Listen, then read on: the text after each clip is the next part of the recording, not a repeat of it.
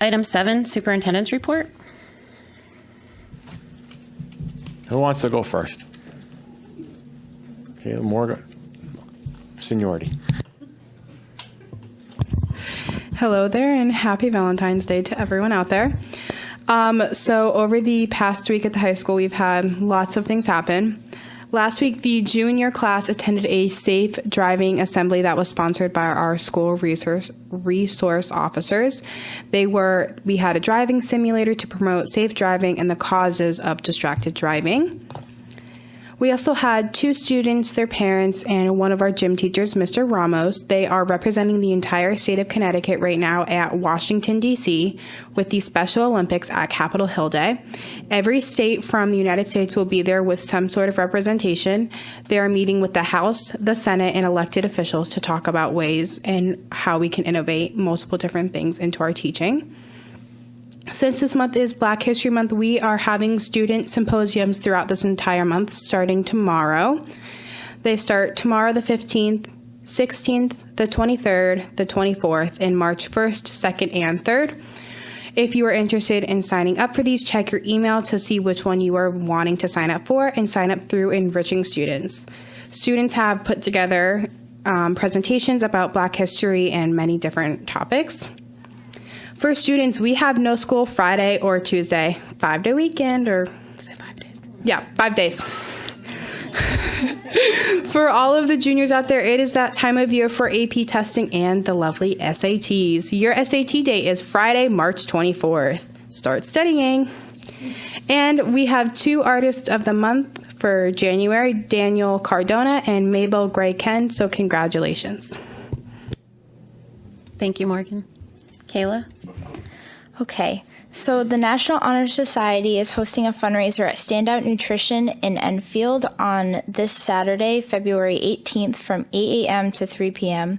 We will be raffling off 3 baskets, which are cozy, movie, and coffee themed, and all the money that is raised from the raffle baskets will be donated to the Warming Center, as well as a small portion of the money from the drinks made that day.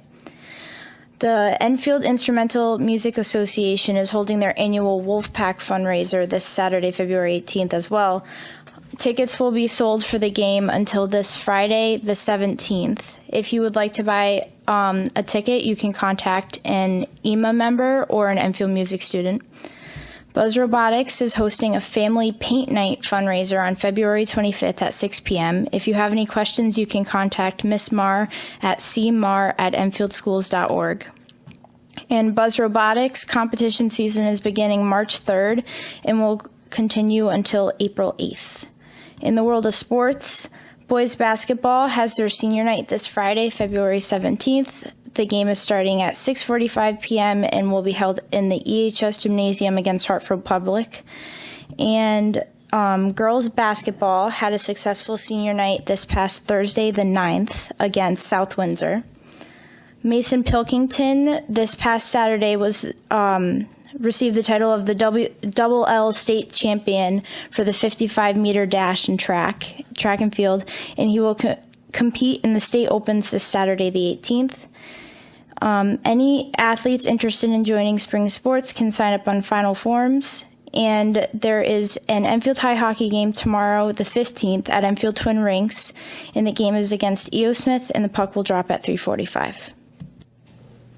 Thank you, Kayla. I just have to say, I have all these printouts, and I'm going to be pulling them out from everything you guys reported, from Mr. Ramos to Mason Pilkington.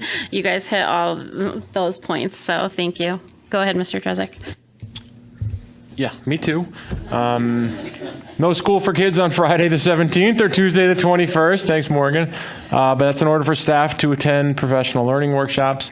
And also a reminder, all Enfield Public Schools and offices will be closed on Monday, February 20th for observation of President's Day. And 2 just quick updates for the board this evening. 1 is I sent something in writing. It was actually forwarded an email that I received from Representative Arnone last week about some legislative changes that took place last week that the governor signed off on. 2 important to note. 1 is that school lunches will now be covered for the remainder of this year by the state of Connecticut. So that doesn't take effect until March. So obviously my last update was that the Enfield Public Schools was covering free lunches for all students for the month of February. It appears as if that the state's going to pick up the bill beginning in March and continue through the remainder of this year only.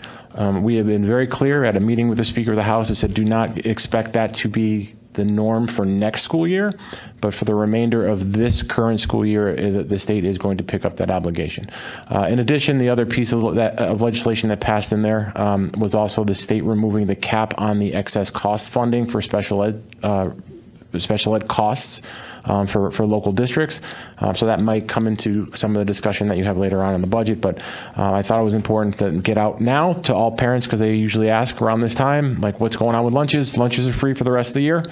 And then whatever happens going forth next year, there's a lot of budget implications, but I would love to be able to feed kids forever, but I don't know if we necessarily have that option. So, and the second information is I was very fortunate, Mr. Long and I, actually had our first student superintendent's advisory council meeting last night. So I want to thank the parents who did show. We invited about 30 of that 150 that originally was part of that list. We had a very good turnout, very robust conversation. Again, it's the first time, so you never know where things are going to go. Went a little longer than we had anticipated that I promised. Mr. Long, you did a great job keeping time and reminding everybody we were past our hour-and-a-half time limit. But judging by the people who wanted to stay afterward and continue the conversation, as I told a few of the parents, this is one of the more enjoyable conversations I've had in quite some time. And one of the things that I wanted to commend them for was, even if there were differences of opinions, it was very respectful.